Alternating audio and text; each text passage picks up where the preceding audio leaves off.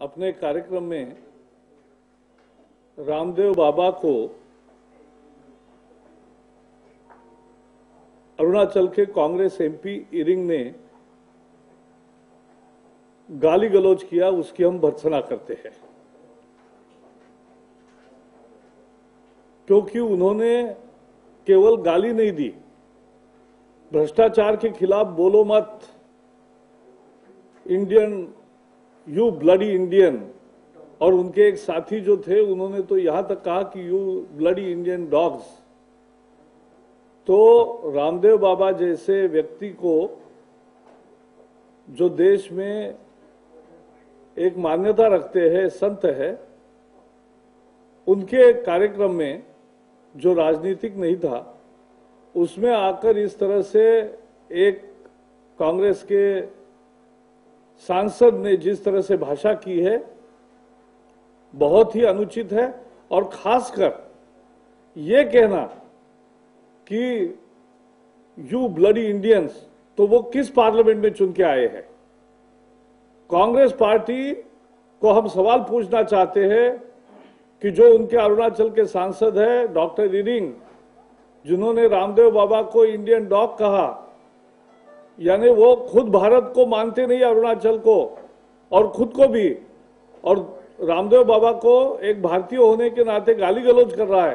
तो ऐसे सांसद पर क्या कार्रवाई कांग्रेस करेगी, इसका तुरंत खुलासा होना चाहिए, नहीं तो ये मुद्दा हम संसद में भी उठाएंगे।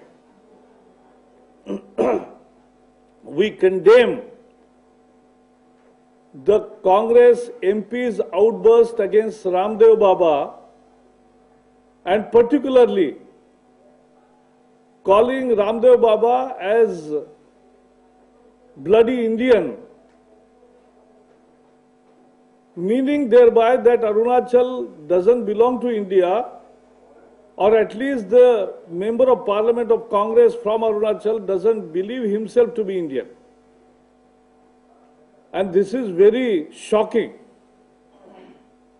In a peaceful, non-political program,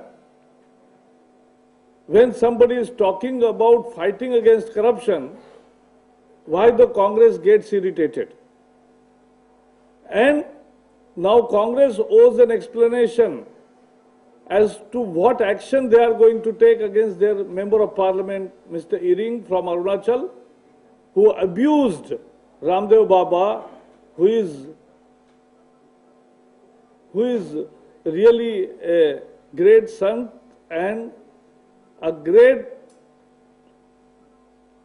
yoga guru for the country, and he is being abused by the Congress MP, and he is being abused as an Indian dog.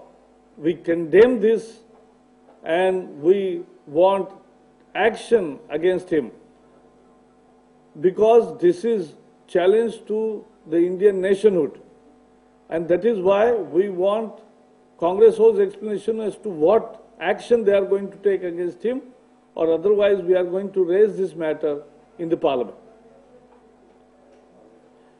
जहां तक सीबीआई ने अयोध्या मामले में जो केस पहले खारिज हुई है कि जिसका कोई आधार नहीं था और इसलिए वो खारिज हो गई अडवाणी जी और बाकी नेताओं के खिलाफ, उस केस को इतनी देरी के बाद सुप्रीम कोर्ट में उस पर अपील करना, ये कांग्रेस द्वारा सीबीआई का बहुत ज्यादा राजनीतिक दुरुपयोग का ही उदाहरण है, क्योंकि कांग्रेस ने सीबीआई की स्वायत्तता को समाप्त किया है और सीबीआई को एक कांग्रेस की कठपुतली बना दिया है। उसको कांग्रेस ब्यूरो ऑफ इन्वेस्टिगेशन कहते हैं, और वैसा ही काम करके उन्होंने दिखाया है कि जो केस का कोई आधार नहीं था और इस कारण से वो बंद हो गई थी, और उसका जो अपील करने का समय था वो भी चल गया। अब 8-9 महीने के बाद सीबीआई अचानक जाग उठी, जब पूरी तरह से कांग्रेस घिर गई है, जनता का आक्रोश है कांग्रेस के खिलाफ, फूट फूट कर सड़क पर आ रहा है, महंगाई, भ्रष्टाचार और काले धन के 3 मुद्दों पर, और ऐसे में सीबीआई की ये जो अपील है वो पूरी तरह से राजनीतिक है और पूरी तरह से ये कांग्रेस की राजनीति है, घटिया राजनीति है, इसकी भी हम भर्त्सना करते हैं। और ये उदाहरण है कि कांग्रेस किस तरह से सीबीआई का दुरुपयोग करती है राजनीति के लिए। प्रकाश जी, आर्मी चीफ ने इंग्लिश इसका तो एक एक पूरा ही करते।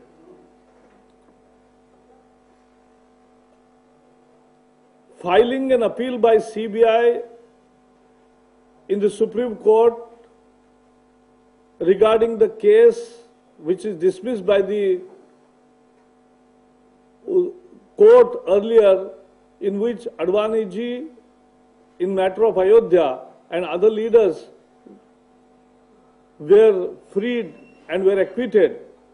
So that appeal is a malified appeal. It is done after too much time lag and with a political intent. This is the worst case of misuse of CBI by the Congress for its political purpose. This is nothing but converting a CBI into a Congress Bureau of Investigation. As the Congress people are angry with Congress on the issue of corruption, on the issue of price rise, and on the issue of its inability and failure to bring back the black money stashed away in foreign banks. So on these three issues, the country is agitated and Congress has failed to act decisively. And that is why, to divert the attention from the main debate on the eve of the parliament session, the government has misused the CBI, and we condemn this political misuse of the CBI. Whatever the appeal, we will definitely fight it out in the court, but this is a clear-cut case of political misuse of the CBI by the Congress. Prakash ji, army chief ने एक interview में कहा है, news 24 का interview किया, उसमें उन्होंने कहा नक्सल के बारे में बोलते हुए कि नक्सली जो है देश तोड़ने का काम नहीं कर रहे हैं, उनकी कुछ जायज मांगे हैं जिसमें उनका जो शोषण हो रहा है उसके खिलाफ आवाज उठा रहे हैं। बीजेपी क्या कहेगा? आमतौर पर हम सेना प्रमुख के बयान पर कोई टिप्पणी नहीं देते, लेकिन सेना प्रमुख को भी समझना चाहिए कि ऐसे संवेदनशील विषय पर इस तरह की कोई राय प्रकट करे कि जो स्टेट पॉलिसी के खिलाफ है, क्योंकि नक्सलवादी कोई शोषण के खिलाफ नहीं लड़ाई लड़ रहे हैं। हम सेना प्रमुख के राय से इत्तेफाक नहीं रखते, हम उससे सहमत नहीं है और हम कहना चाहते हैं कि नक्सलवादी देश के विरोध में, लोकतंत्र के विरोध में, आदिवासियों के विरोध में, विकास के विरोध में अपनी एक अलग तरीके का जंग लड़ रहे हैं, क्योंकि वो सत्ता हथियाना चाहते हैं लड़ाई छेड़कर, और वही जंग उन्होंने छेड़ा है और उसको उसी नजरिए से देखना चाहिए। सेना प्रमुख के बयान से निश्चित रूप से जो सुरक्षाकर्मी नक्सलवादियों के खिलाफ लड़ाई लड़ रहे, मर रहे हैं, उनको निश्चित रूप से एक धक्का लगेगा और उनको डिमोरलाइजेशन आएगा, और इसलिए ऐसे बयानों से सेना प्रमुख ने बचना चाहिए। जेपीसी को लेकर सरकार फौजी मामले को ही जेपीसी में शामिल करना चाहती है, लेकिन आप लोगों का मांग भ्रष्टाचार दूसरे मुद्दे से भी है।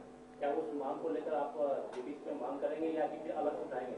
नहीं, जहां तक जेपीसी के बारे में है तो सरकार ने अभी अधिकृत कोई घोषणा नहीं की है, और इसलिए पर्दे के पीछे कोई चर्चा चल रही होगी, वो अलग चीज है, उस पर अभी हम कमेंट नहीं करना चाहेंगे। हमारा स्टैंड बहुत साफ है और अब देखना है कि सांसदीय मंत्री ने कहा है कि 23 तारीख तक होगा। ये 23 तारीख क्या है मुझे पता नहीं है। 21 तारीख को राष्ट्रपति महोदय का भाषण है।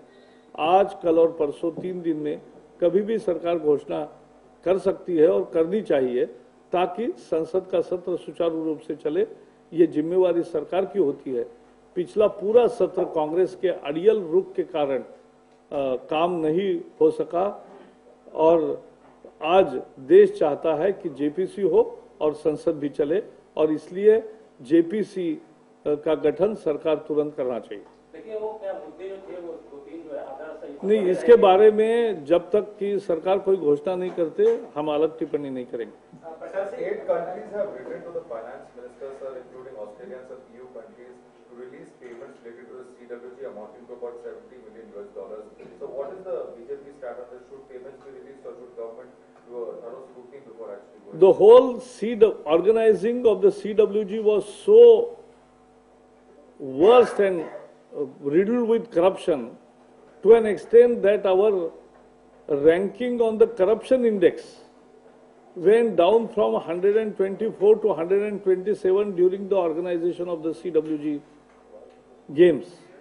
And if the bills are legitimate, but if bills are inflated and part of corruption, then government has to definitely check up first and then only clear the payments. Otherwise, you will be losing on both accounts. If it involves the corruption, then they must check the transaction before paying. Prakash ji, Advani के letter के बाद क्या जो काला धन के मामले पर जो आप अभियान चला रहे थे उसको झटका लगा? नहीं, काले धन के मामले में कोई झटका लगने का सवाल ही नहीं है। हम तो काले धन के खिलाफ हमारी लड़ाई बहुत जोर से चलेगी और जोर से चलेगी। देश भर में उसको बहुत अच्छा रिस्पांस है। एक, आडवाणी जी ने शालीनता का परिचय देते हुए वो पत्र लिखा, लेकिन हमें यह समझना चाहिए, जैसे मैंने कल भी कहा कि मुझे याद आता है कि बोफोर्स के समय में राजीव गांधी तत्कालीन प्रधानमंत्री राजीव गांधी जी ने खुद ही ऐसा एक बयान दिया था कि neither me nor my family. लेकिन आखिर क्वात्रो की निकला। इस बार क्वात्रो की कौन है पता नहीं है अभी, लेकिन इसलिए इस पर और अधिक टिप्पणी हम नहीं करना चाहते।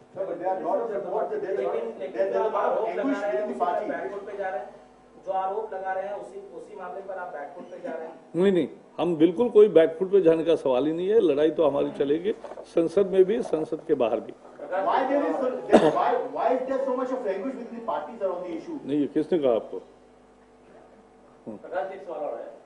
सरकार राज्यसभा में पास हो चुकी है, महिला आरक्षण लोकसभा में इंट्रोड्यूस करने जा रही है। क्या आपका स्टैंड वही है या फिर आप देख रहे हैं कि तोड़ने के लिए एक बार जो है विपक्षी पार्टी को तोड़ने की जगह सहमति आई नहीं?